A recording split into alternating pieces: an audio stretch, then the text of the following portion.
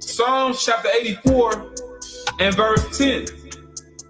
For a day in thy courts is better than 1,000. So one day in the kingdom of heaven is better than 1,000 of your best days on this side, man.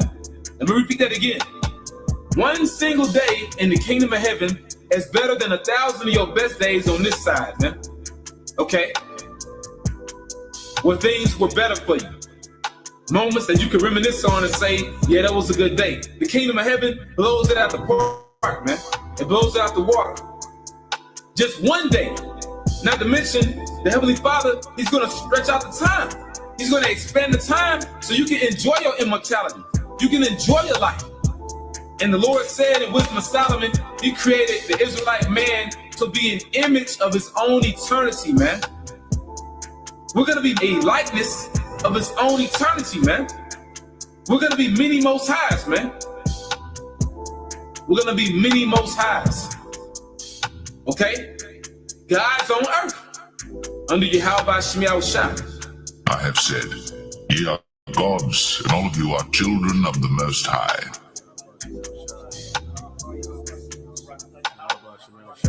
And also, what's going to make us gods? These laws, and us judging by the laws, statutes, and commandments, but also these laws being in our inward parts, making us those perfect judges. Not to mention, we experience these different reincarnations in this wicked flesh, so we know how to judge the flesh. We know how to judge this body because we've been in this body many times.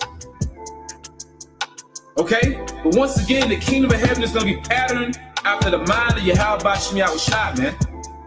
A righteous paradigm.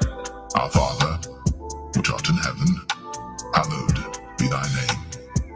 Thy kingdom come, thy will be done, in earth as it is in heaven.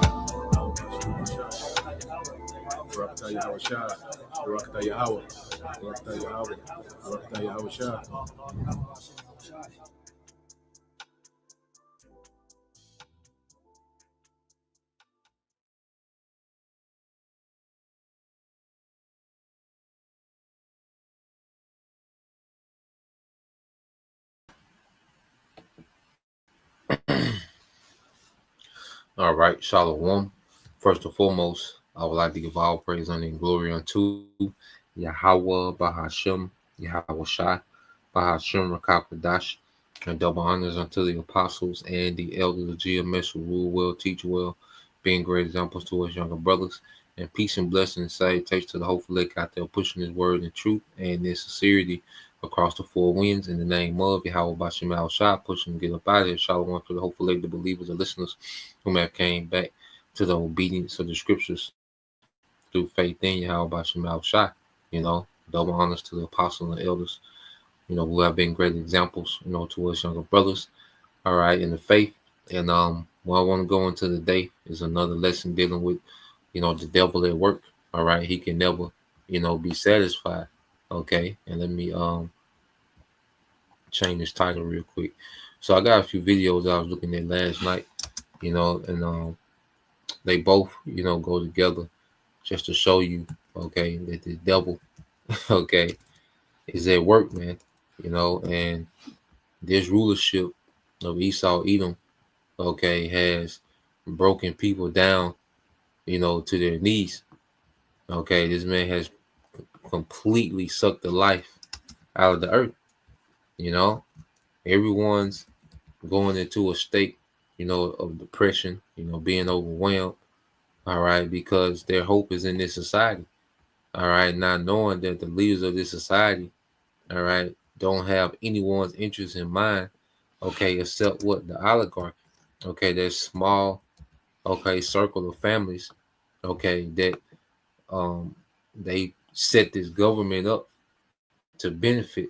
So this whole global government that they're bringing in is meant to benefit only a few families, okay, in the earth, and everyone else all right, will be in the position of a beggar, okay, will be a complete and total slave on a whole new level, okay. So this devil is pushing his technology as a enhancement, okay, and they make it seem like technology is going to work for the people. No, people are going to work for the technology. Okay, he's going to enslave people to this technology that he wants to bring out. That's why he wants to get it under your skin. Okay, for the sake of control. Okay, so let's go here. I got a precept I want to start off with, and then all right, we can go into a couple videos I had. So when you go here to the book of Habakkuk, matter of fact, I'm gonna start at 1 and read into the point of verse 5. It's Habakkuk 2:1.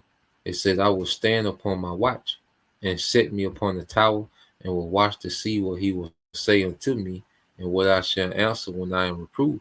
Okay, so the Lord has put men on the watchtower. Okay, and on the watchtower, what you're exalted, you're elevated so you can see further out than everyone else. And the prophets have been elevated in the spirit to see further out, okay, than everyone else. And we come and report the things that we're watching. Okay, as we're watching what's going on and we're filtering through the scriptures, we come and we report, because that's how the Lord speaks to his men, through events in the earth that relate to prophecy, man. Okay, so we're watching ultimately for the second coming of Yahushua. All right, and the Lord, told us of those signs. Okay, even what this devil, will be trying to pull off, before Yahushua return. Okay, the atmosphere of the earth. Okay, all these things we've been told, so we're seeing these things happen real time. All right, we know that we're closer and closer to the time, all right, of Yahushua. All right, it says, and the Lord answered me and said, write the vision and make it plain upon tables that they may run that read it, man. And the prophets in this time, we become the runners, okay, because this Bible, you go into the scriptures, well, it was inspired, okay, by Yahweh, by Shema Shai, okay, through the prophets. He would give them visions, he would put them in trances, okay. They will have dialogue with angels. The angels will break particular things down, okay. And now, we have, all right, this collection of visions, okay, and prophecies, all right, that explain what's happening now, and we can run with it. You see, because back then, you will run with a message, okay. You will swiftly get a message. You will have, those men, okay, who was runners, okay, and they will run, and not only will they have to run to get it there quickly, but they will have to have the right message, okay. They will have to make sure that they deliver the right message, man.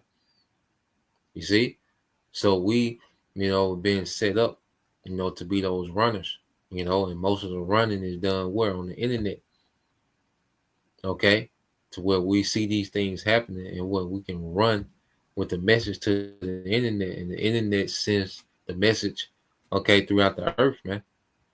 As the apostles say, the internet is doing the heavy lifting. Now, verse 3 says, for the vision is yet for an appointed time, but at the end it shall speak and not lie. Though it tarry, wait for it, because it will surely come. It will not tarry. Okay, so everything has an appointed time. Okay, Jacob's trouble. It's an appointed time to where, it's gonna get bloody. Okay, it's gonna get brutal for Jacob, man. There's an appointed time, all right, for this economy to collapse. Okay, there's an appointed time, all right, for World War III to go full-fledged. All these things are appointed, just like it was an appointed time for us to awaken. So everything has an appointed time, you see, and the Lord gives us the insight to see the build up to these things, because right now, Jacob's trouble, World War III, and the MOTB, all these things are building up. Okay, we see everything is gradually heading in that direction, man, for those three prophecies to be fulfilled. Okay, and it's going to make the Most High not a lie. All right, you see, As scripture say, the Most High is not a man that he should lie. All right, these things are gonna come to pass. Okay, ain't no if, it's a no coin toss. No, it's a win, and all these things have an appointed time and signs leading up to it, man. Okay, verse 4 says, "Behold, his soul which is lifted up, now is switched to Esau." Okay, now it's switching to the devil himself, Esau Edom. Okay, verse 4, "Behold, his soul, Esau Edom, which is lifted up, is not upright in him." Yeah, because he's become proud. The Lord has given the earth into his hand, and he's become lifted up with pride. He spoke about that during the time of Alexander. How when the Lord allowed him to conquer, he became prideful. All right, and it's just in the devil's nature. All right, to be prideful, man. Okay, especially all right as they are able to conquer and gain. Okay, and prosper in their wickedness, man. But this man's soul is not upright, man. Okay, he's created to be the wicked. He's created to be perverse, crooked, shady, underhanded, man. All right, deceitful. All right, that's all he can be. Okay, it says, "But the just shall live by his faith," man, which is the elect. Because in these times, we have to have faith in the higher power because we're in a hell of a position, man. You see, the Lord has allowed the devil, to reach a power that no other heathen has reached. Okay, through his technology, man. Okay, it says, "Yeah, also because he transgresses by wine, he is a proud man, neither keep it at home." Okay, and Esau, he's like a drunk man that's feeling himself, man. And he just out throughout the earth doing whatever the hell he wants to do. Okay, and he has no fear of judgment, man. There's one thing too when you're drunk. Okay, fear leaves. You get bold. What they say when you're drunk, your ability decreases, but your confidence increases, man. Okay, so Esau like a drunken, proud man throughout the earth, man, spreading his philosophy, his influence, okay, and just doing whatever he wants to do, man. No regards for anything, man, or anyone. Okay, it says, "Who enlarges his desire is hell." Yeah, this man is constantly just spreading his wickedness everywhere, man. He just constantly enlarging himself, man, taking lands, taking more resources. Okay, just taking, man, just constantly enlarging himself, man. Okay, whatever his desire is, he doesn't care about the people that's destroyed, the animals that's destroyed, the earth that's destroyed. Whatever his desire is, he just go for it, man. Okay, he doesn't care about the ripple effect in the ecosystem. Okay, he don't care about displacing large populations of people for his desire to go forward, man. Okay, and it said he enlarges his desire is hell because hell, okay, can never be quenched. You can put bodies in the ground, all right, forever, man, and the earth is just going to break it down. The earth can never be satisfied with bodies. Okay, and it says, it said, "And is as death," okay, "and cannot be satisfied, but gather unto him all nations and heaping unto him all people," man. And this devil, he can't be satisfied, man. No amount of power, influence, money, okay, whatever satisfy this man, he would just continue to go forward, okay, and want more. You see, he doesn't have it in him to be, content, okay. He doesn't have that balance in him, man. All he knows is take, okay, death, all right, oppression, you see, more control, all right. So you go into the word in the Hebrew, which is Shabbat, all right, for satisfied, okay, and it says to be sated, to be satisfied with, to be fulfilled. You see, the devil, he can never be fulfilled. It says to have an excess, to be surfeited with, to have one's fill, all right, to enrich, okay, and he can never, okay, be satisfied. No matter how much excess he has, this man can never be satisfied, man. You know, that's why he's always scheming to do more.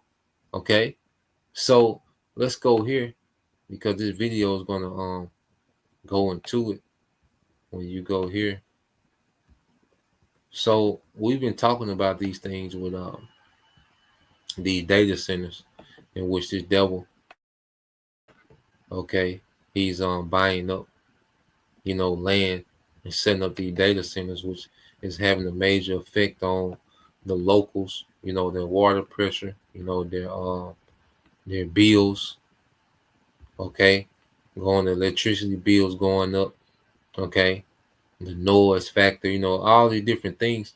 So now they're taking it to a whole nother level, okay, to where you have these major corporations buying utility companies, man.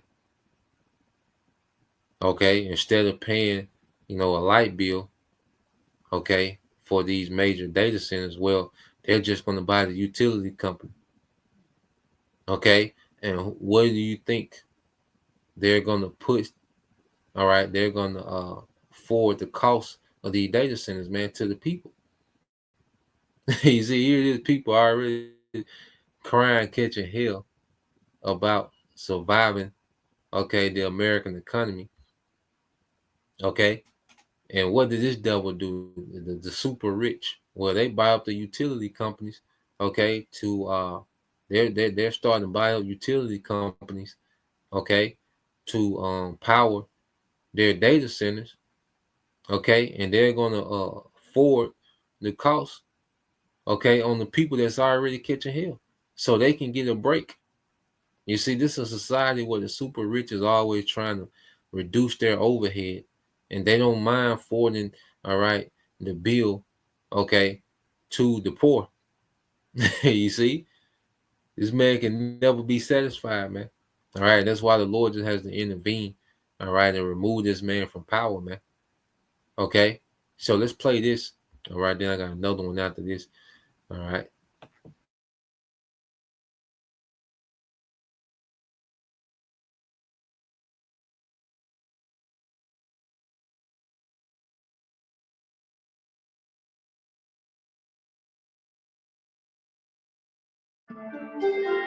There's a thing happening right now. You know, private equity, BlackRock, Blackstone, Vanguard, and how there's really only 3 companies in the Western world that own everything. Well, now they're buying up utilities. And what do you think is going to happen when BlackRock buys up and Vanguard buys up your utilities? I bet that once they get a monopoly on your utilities, your price is going to go down. Probably not. So let's play the first. You don't have the updated file on this? I'm pretty sure I do. Nisha, did you put the video at the top like I asked? Yes, Steph did. This is the utility one. One that I gave you was for private equity in hospitals. Oh, okay. All right, let's play this then. Yeah, so we're on target. All right, here we go. Get ready for your electricity bills to skyrocket. Both BlackRock and Blackstone have begun purchasing American electric companies. Here we go. So private equity firms BlackRock and Blackstone are both in the process of acquiring their first electric utility companies. BlackRock is buying one based out of Minnesota for a little over $6 billion, and they provide services to right around 100,000 people. Blackstone is buying a utility company in New Mexico for just over $11 billion. And why is private equity starting to get into electricity companies? Well, let me share a little insight with you. PSEG, which is an electric company out of New Jersey, just reported its first quarters of 2025 to be up 47% over last year. They claim that 90% of this energy usage is from AI and data centers. Let that sink in, people. Your energy bills are going to go through the roof. Don't smile. Cover your mouth. Just get through it. It's fine. Okay, well, see, America, there is a light at the end of the tunnel. And what we have to understand, you know, the different groups, BlackRock, Vanguard, All right, they're nothing but front companies, for the elites. Okay, because you're not going to see, Rothschild Inc. Okay, buying up this and buying up that, where they purchase things through, the different companies. All right, financial, all right, powerhouses like BlackRock and Vanguard.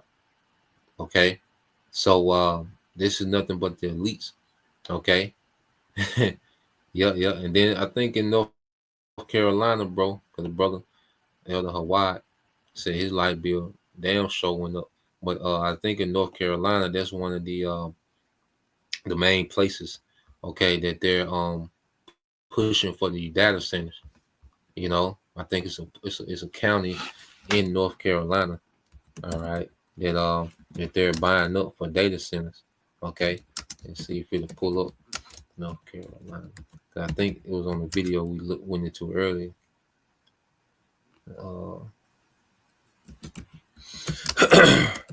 Yep. So this is what these devils do. Here it is. They come in and buy this land, and they use all this power from the grid, and then they shuck the cost off to you. Okay, this is goddamn devil, man. Okay, county in North Carolina being used for data center. Yeah, but I believe it's a county in North Carolina. It's like a hotbed for those data centers. So you brothers and sisters that's in. All right, man. Fellas, just get it real quick. And brother, you might be familiar with some of these counties. So let's go here real quick. That's the spirit that the brother said that, because I remember that video spoke about North Carolina. All right. So when you go here, let me zoom in a little bit. All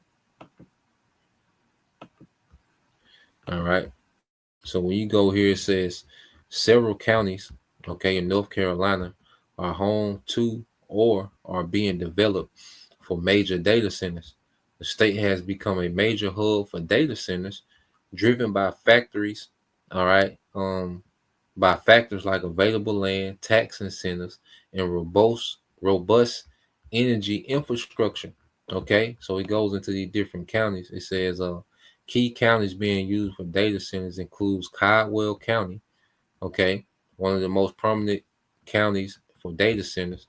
Caldwell is home to a massive Google data center in Lenore, okay, Caldwell County, okay, Iredell County, Richmond County, Rutherford County, Wake County, Mecklenburg County, Pearson County.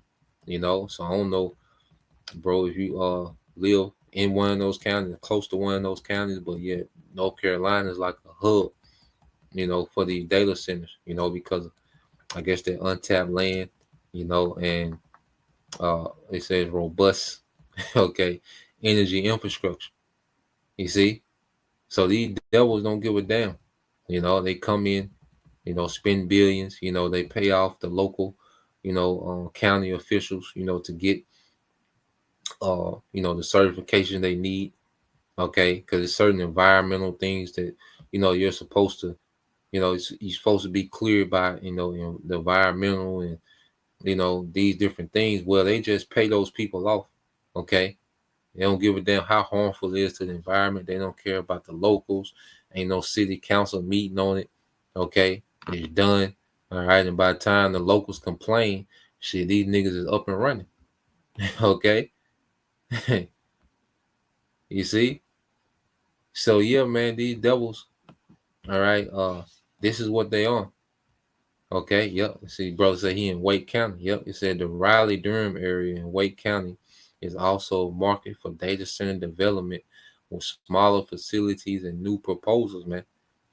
So hey, brothers out there, you might see a lot of data center infrastructure, coming down the pipe, man. And this is why we need this whole thing destroyed. Now, people are praising Trump, okay, as being this hero of safety and peace. Well, is Trump going to go against these data centers? Okay, absolutely not. He's for the data centers being set up. Okay, so let's go back, to the video.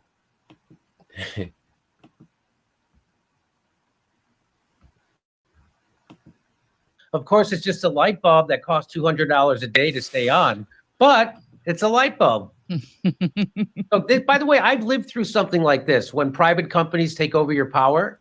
So back in 2000, I lived in Los Angeles, and they had a few years earlier, they had privatized the power in the state of California, except for the city of Los Angeles. The city of Los Angeles was run by the Department of Water and Power. And why do I tell you that? Because in 2000 and 2001, there was an electricity crisis. As soon as private companies took over the power in California, there was immediately an electricity crisis. It was also known as the Western U.S. energy crisis of 2000 and 2001.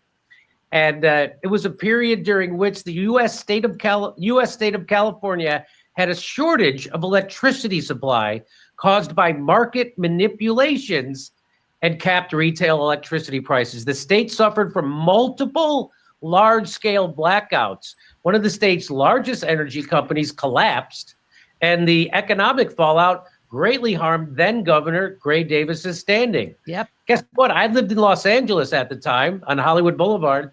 There was blackouts all over in Pasadena. Schools would lose power. Hospitals would lose power. The traffic lights would go out because private equity took over the power company. So what they did first was they bribed the politicians. So the politicians got bribed, and then they changed the rules and the laws.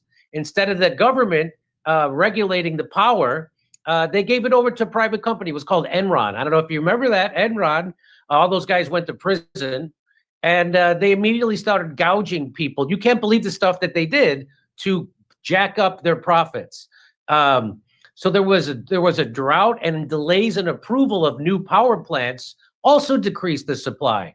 This caused an 800% increase in wholesale prices of electricity from April 2000 to December of 2000. I'll say that again. This caused an 800% increase. So if you think if you think government doesn't work, try privatizing your power.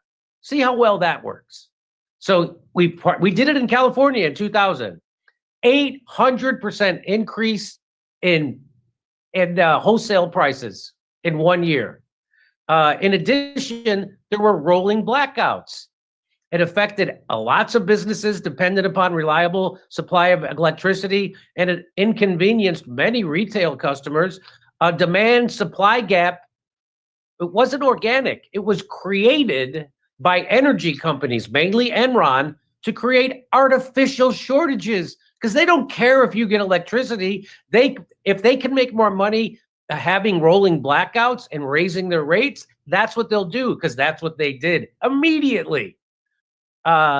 Energy traders took power plants offline for maintenance during days of peak demand so they could then also increase the price. So it's supply and demand. If you reduce the supply of energy, the price of the energy goes up. So that's exactly what they did. They took power plants offline during peak times, like when it's 100 degrees and everybody's got their air conditioner on, that they would take energy plants offline.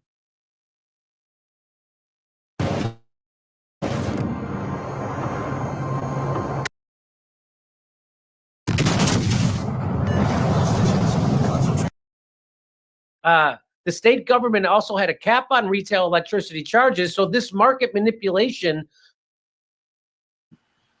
So these devils, are privatizing everything, and we see the super rich, okay, from the elites, from the super rich that we see, the Elon Musk and, Peter Thiels and, these different tech guys, you see, all the way up to the elites, they're privatizing everything, and they're going to have the ability to make life very uncomfortable, man. Okay, when they're ready to enforce this C-HIP, okay, and put the squeeze on people where they're putting themselves in position where they're control, okay, over people's comfort, which the grid, okay, is a major part of American comfort, man. Okay, let's get this. I know brother got a few precepts.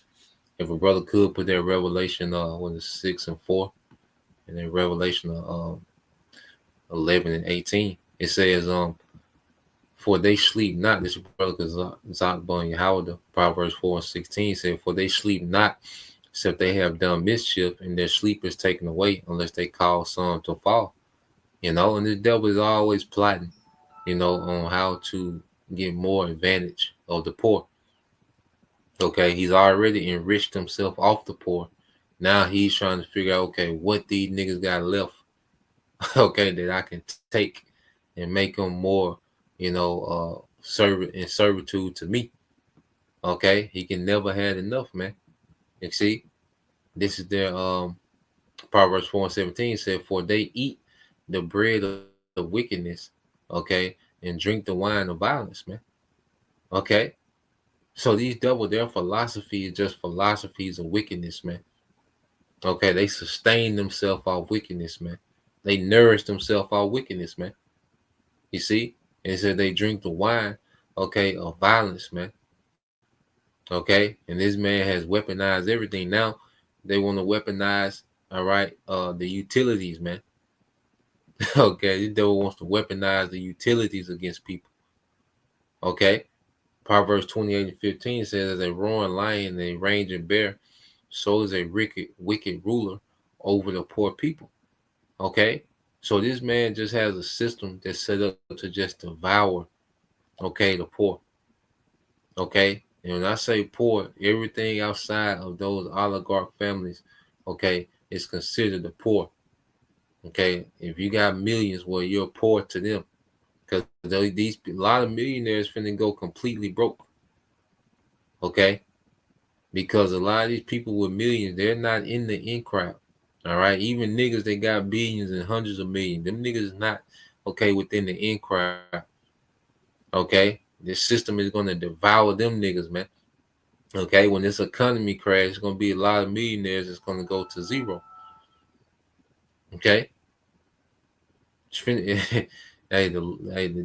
devils, okay, they have their few families that they've included into the scheme, and everyone else, okay, they're the sucker, okay, in the whole scheme of things, man. All right, this is Proverbs 29 and 2. This from the brother GMS North Carolina 7-7, the elder brother Hawaii. It says, when the righteous are in authority, the people rejoice. But when the wicked bear rule, the people mourn. All right, and we're finna see that in the next video, man. Because what these devils are doing, okay, is they putting the squeeze on people, man. It's just people are just tapping out. People are just tapping out, man. Even before, things get terrible. Okay, people are tapping out, man. This new American economy, okay, is just wearing people down to the ground. It's just wearing people down to the ground. You see, to where people are just leaving. Okay, this is another from the brother. All right, GMS North Carolina 7-7, the brother Ella Hawaii. St. John 10 and 10, the thief coming not but for to steal and kill and destroy. Okay, this is only motive. But he pushes, this doctrine of, equality and peace, and, he's such a humanitarian, and, they just, he's working around the clock to try to solve, poverty and hunger, and, but he's the exact opposite, man. This is how he's built. Okay, he's the thief that comes to steal, kill, and destroy. That's all he can be. Okay, and when you look for this devil to do anything outside of that, you're gonna be disappointed. Okay, it says, "I am come, Yahweh Shai, that they might have life, and that they might have it right more abundantly, man." So abundance comes with Yahweh Shai. Okay, and it's abundance for Israel, man. And this is why we haste today, and this is why we know, all right, that there's no good that comes from these people, man. And this whole system has to be erased off the earth, man. This whole rulership has to be obliterated. Okay, there's no victory in this system. All right, Trump, cleaning up, downtown, the things that he's doing. Hey, It's not a victory for us, man.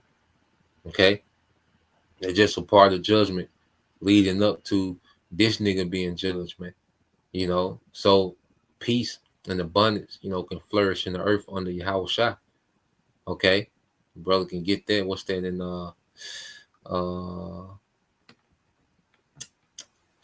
Rock 10 and 4 and 10 and 8 Bible Shah. So I'm gonna let a little bit more of this play. You'll get some more of the comment board and segue into the next video. Squeeze the industry's revenue margins, causing the bankruptcy of Pacific Gas and Electric Company, known as PG&E, and a near bankruptcy of Southern California Edison in early 2001. So that's why this is horrible. So again, people who like, I don't want the government that screws up everything. Well, I lived in Los Angeles. The power was run by the Los Angeles Department of Water and Power. Never missed, never had a blackout, never had increased rates, none of that. Why? Because the government ran it and they didn't have a profit motive. As soon as you turn over a utility to a private company with a profit motive, they're going to screw you. And that's exactly what happened. And that's exactly what's going to continue to happen. So let's go to the next slide. So there it is. Private equity is coming for public utilities. Go to the next slide. As the AI boom promises soaring electricity demand, private equity giant BlackRock is waging a scorched earth campaign with the help of suspiciously timed advocacy from labor allies and ostensible clean energy groups to acquire an electric supplier and get a slice of newfound energy profits. So everybody's corrupted, right? So you got labor allies, you got clean energy groups, everybody's got a price. BlackRock is the world's largest asset manager, and it has its tentacles in all facets of American life. The behemoth is buying up grocery brands, dental practices, apartment building, nursing homes. So this nigga is buying up grocery brands, okay, apartment buildings, dental practices, nursing homes. So these devils, man, they're just heaping the earth to themselves, man, heaping everything to themselves. Okay, and they're buying these entities so they can have full control. When they make the CHIP mandate, it's going to be impossible to function in this society without it. And that's what we're going to have to rely on faith, man. Okay, but they're buying up everything. So when this CHIP is made mandate, well, nothing is going to function, okay, for you without the CHIP. Okay, and if you don't have faith beyond, all right, the threats in this society, all right, the threats of the devil in this society, man, you're gonna fold. Okay. But the opaque industry of private equity has mostly stayed away from electric utilities, the regulated companies that supply power to homes and businesses, because they often don't yield quick returns. That's changing. Last year, the BlackRock subsidiary Global Infrastructure Partners and a Canadian pension fund announced a $6.2 billion deal to buy Minnesota Power, an electric utility that serves more than 100,000 customers in northern Minnesota, including the city of Duluth.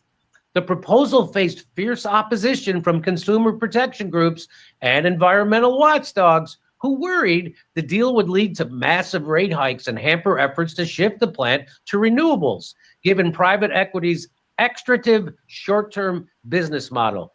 This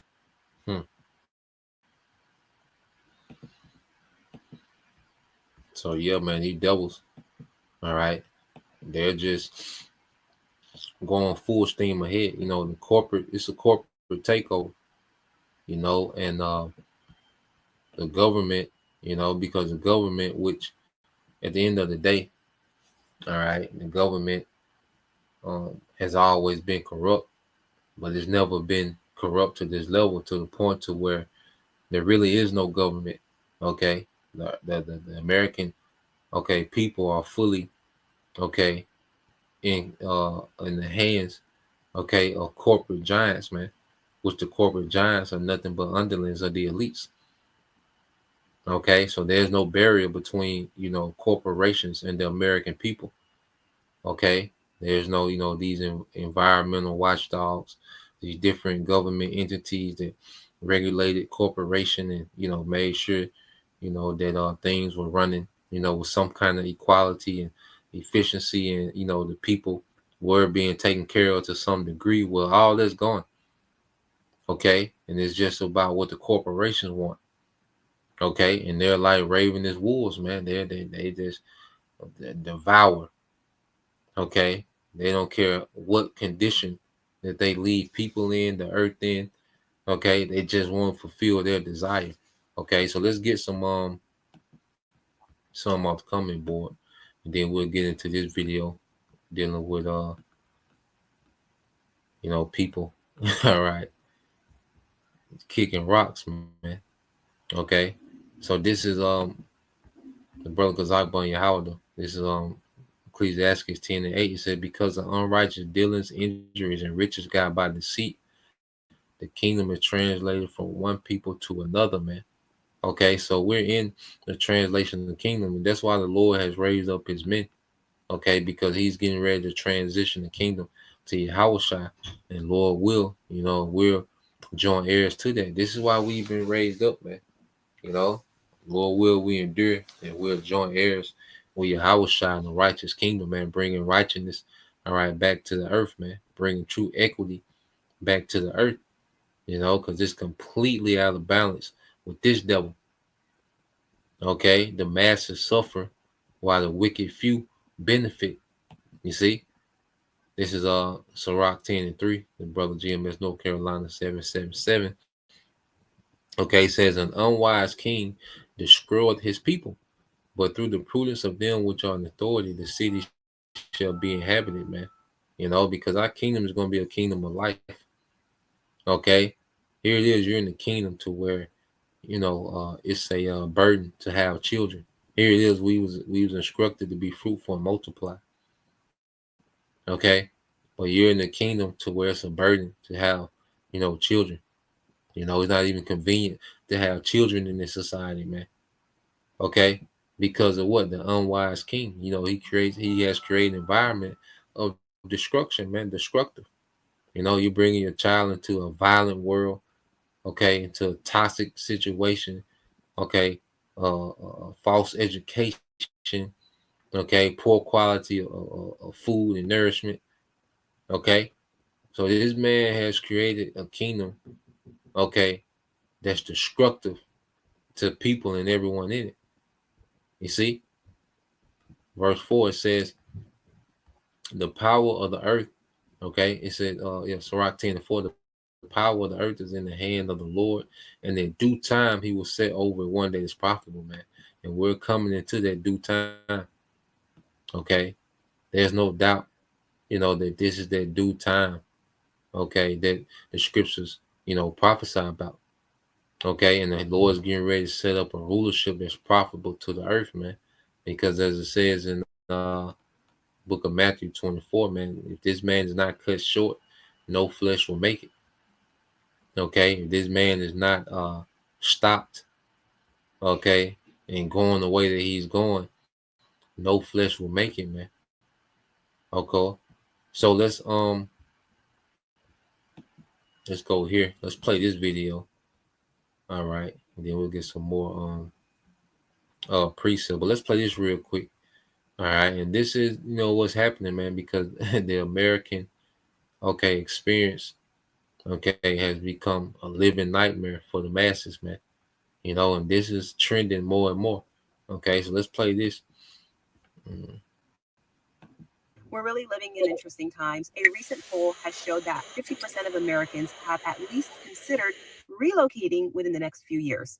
This is because of the cost of living and also what's going on with the tensions here in the United States. I'm Rachel, and my husband and I are leaving behind a 6-figure income to move abroad unemployed in 44 days. But before that, we are leaving behind our home in Seattle, where we've lived with our 2 dogs for 12 years, packing up our car, driving across the country to spend the entire month of August with our families in Massachusetts.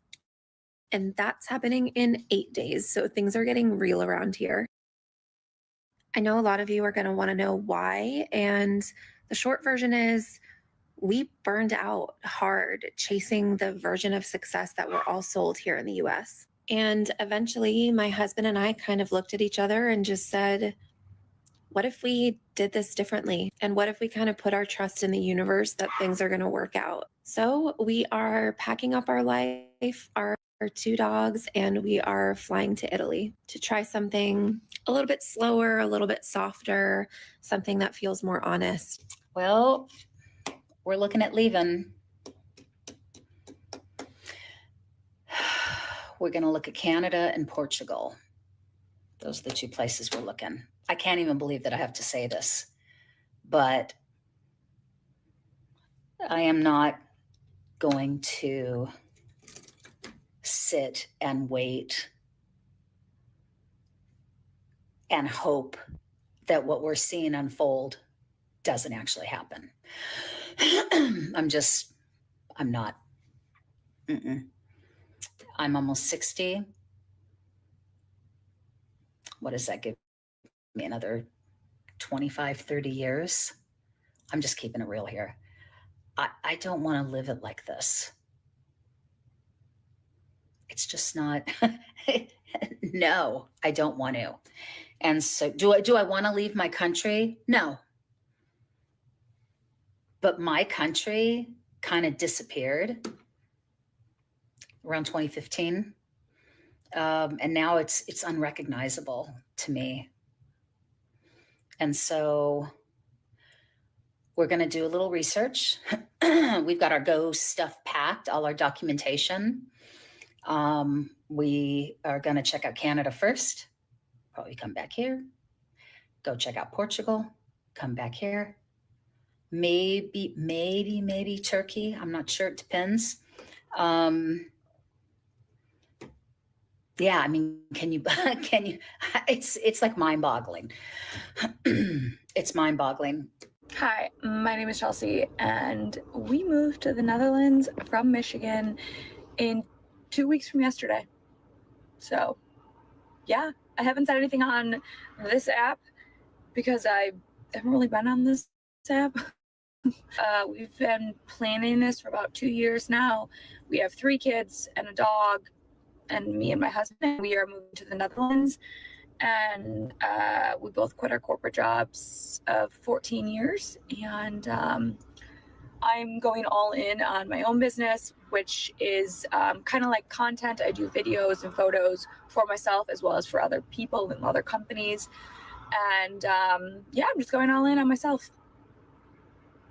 Kind of scary, kind of exciting. Well, this is officially my last evening and my last drive in the divided states of America before me and my family immigrate to Spain tomorrow. And I don't really know what I'm feeling. I actually feel like I'm just compartmentalizing everything right now. Genuinely asking because I'm curious. I'm not one to fearmonger, but I am wondering how many of us are researching getting out of the US of A, and what are the things that need to happen in order for it to trigger that reaction? I fear that I will wait until it's too late and everybody's trying to do it at the same time, but I also don't want to live in fear, and I love my life in New York City, and I don't know another language because I had education in the United States and they don't value that. You get 2 years after you're 15 when we all know you're supposed to learn it younger, blah, blah, blah, whatever. I guess I'm just afraid that I'm going to be caught in a situation from which I cannot extricate myself, and that I am not interested in. I also don't want to be trying to leave when millions of other people are trying to leave. So what's the plan? Yeah, that's the thing, right? If you want to do something in life, you want to do it ahead of the curve because you're going to have advantages if you do something before the masses do. And right now, with a lot of people thinking about leaving the United States, if this is something that you're considering as well, it might be a good time to kind of start getting your ducks in order, or at least doing some research. And we all have to ask ourselves, what is the line in the sand? What's the line in the sand for you? Is it when prices of everything just goes up so much that you can't afford it anymore? Is it when you can't afford your rent, your mortgage? Is it when civil unrest potentially erupts everywhere? Comment down below if you actually right now know what the line in the sand is for you, because I'm curious to hear from people that are watching this video, what will be their breaking point? We're 34 days until we move to Ireland. I swear it cannot come any sooner. Anyways, here's where we're at now. We've got movers coming in 2 days to pick up all the stuff that we're shipping. So we're really only taking this section.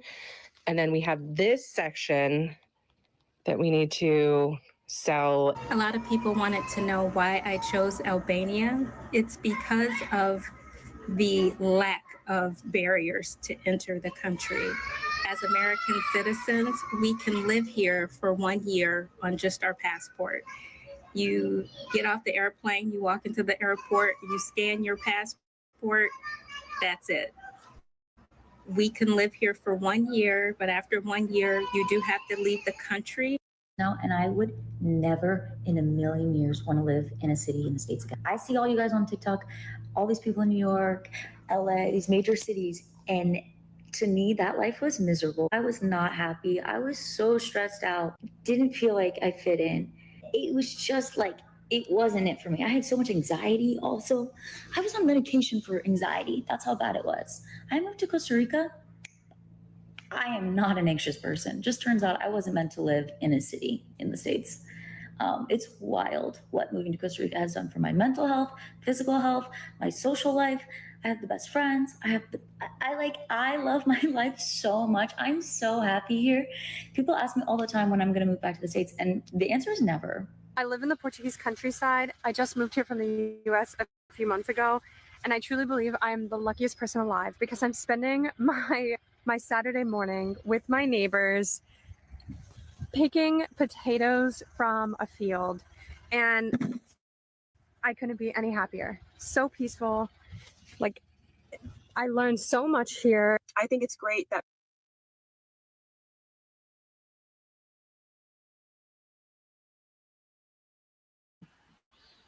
Yeah, so the American dream, is non-existence. Okay, and the prophecy spoke about this in Isaiah 24:4, which we looked it up before. So when you go to Isaiah 24:4, okay, and I asked, the chat what they will look like today. It says the earth mourneth and fadeth away. All right, Isaiah 24:4, the world language and fade away. The haughty people of the earth do language. Okay. It said this passage is part of a prophetic judgment on the whole earth. It describes environmental collapse, human pride, societal decay. If we were to interpret this, what this might look like today, here's the visualization. It says the earth mourneth and fade away. The climate change impact, wildfire, droughts, flood, deforestation, loss of biodiversity. Imagine parched farmland, withered crops, smog-filled cities. Okay, America. Planetary system struggling under environmental strain, global instability, all right, the world language and fade away, economic crashes, food insecurity, energy crisis. We just went into that, which Esau is the root of these problems, man. Okay, disillusionment with leadership. People have no trust in the government. Okay, it says, think of a world where systems that once supported billions are now strained, supply chain broken, infrastructure crumbling. The haughty people of the earth do language. The fall of elites or powerful nations, leaders, corporations, or entire governments failing under the weight of their pride and excess.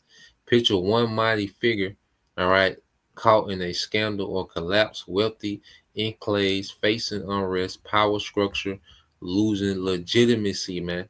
Okay, and the American power structure, all right, has lost its legitimacy, man. Okay, to where people are getting the hell out. Okay, so when you go into, let's go here. I think brother got some precepts. Let's go into the Revelation. We can end the Revelation 11 and 18. But see, what we're witnessing is the people language, and American pride is being broken, okay, to where people, okay, now have to resort to leaving the country, man, to try to find some resemblance of life. This American system has broken people down, okay, to the bare minimum, man, making them rethink life. All over again. Okay. But yeah, that's let me get this in Revelation 11 to 18.